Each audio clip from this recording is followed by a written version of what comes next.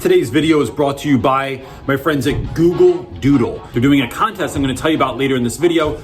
But first I want to ask, what do you wish you learned more about or learned at all in school?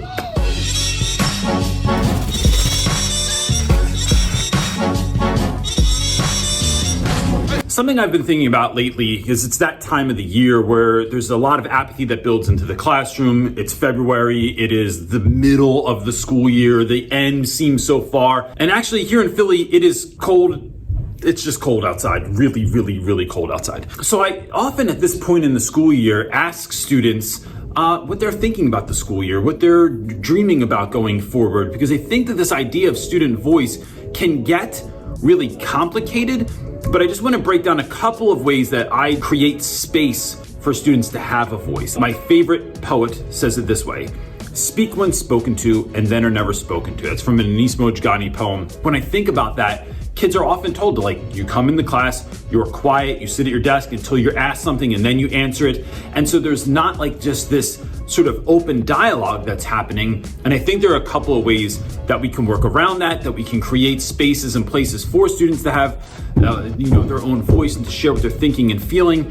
And that's what I want to get into. So one quick and sort of easy way to do this is to allow students to just share a bit of their story. I think sometimes young people get kind of caught up and haven't really been asked very much in their life, right? They're asked maybe how's school going or how's baseball season going or something along those lines, but they're never really asked that much about themselves and their own experiences. And I think the more we ask young people, the more they realize they are important, right? We don't even necessarily say that you're important, although I think that's a good idea. It is showing young people that it is important. My friend Hannah is always saying that love's a verb. And so we could say you're important, or I could show you that you're important. And one of the ways I do that is by creating space for students in class to share a bit of their story. So every day we start class with a journal entry. It takes 5 to 10 minutes, and there are questions like, tell about a time that you had to be responsible for something. What were you responsible for? Was it for a particular person? Was it for holding on to some money? Was it to keep a secret? What were you responsible for? It might be something like, tell about a time when you felt completely powerless. Or one that we're doing tomorrow is, tell how you recognize status within any group. This is just a very small way to get kids thinking. Now look, a lot of your students aren't gonna have answers for these things. So they're gonna need prompts. They're gonna need you to share a story, to give examples, because a lot of these questions are not things that students have actually been asked before. So sometimes we have to coach them along so that they can get to where they're going. Another way to sort of promote the use of student voice and to get kids into that mode of sharing is to allow kids to what we just call talking back.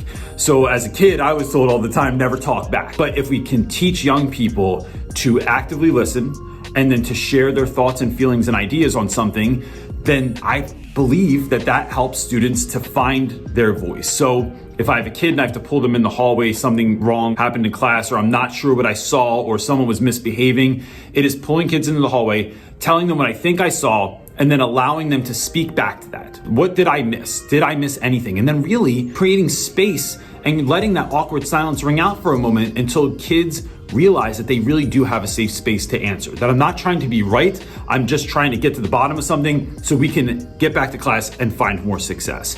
And just that little shift will, over time, when kids actually see that you're someone that will listen, you're someone that cares, you're someone that cares what they think, that expression of care will come back to you tenfold when kids really do start sharing things that are happening in the classroom and outside of the classroom, and coming to you to kind of walk them through some of those things as well. And the last thing I think that is really important, and I know this took me a while to get to this space, was to kind of stop mid-year and ask students just this question: what do you think is going well this year? And what do you think could use some work this year? And just that gets you into the space where kids are sharing what classes they like, what classes they're struggling in, what things they're not learning about, which things do they wish we learned about in school. How could we focus more on something? What was a book that you read and you'd like to read more books like that? What is a topic that we have not gone into? Not that you have to rewrite your curriculum after this or change everything that you do, but it does help you to look at what you're teaching in a different way. It helps you to look at what you're teaching through the eyes of the students and to then change some of those things. And then when you do it, don't just do it. You have to point out to kids, I think, the changes that you're making, so you can say, hey, listen, we had a conversation a week or two ago, and I kept hearing this common theme of students wanting to read more like this, or do more activities like this, or have more moments like this.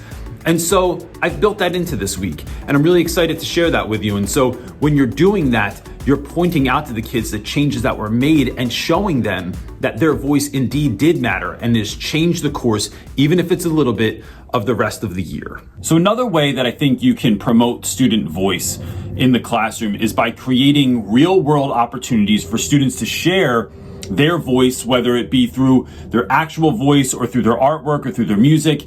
And one of the ways I think that is available right now to do that is through the Google Doodle contest. So I've partnered with Google to create this video because Google is doing this really great contest where they are asking students to finish this line: I care for myself by, and then sharing that information. So Doodle for Google is an annual contest for students in grades K through 12 all across the US. The students design that artwork that you see over top of the Google logo when you're searching something. They enter into this contest with a chance to win and have their artwork displayed on there all day, all over the world. Students can also win a $30,000 college scholarship or $50,000 tech package for their school or nonprofit organization. Students just need to enter their artwork by March 4th to be able to do this. And you can find the details and the link to do so all below. Before I go, just a quick sort of reminder. Look,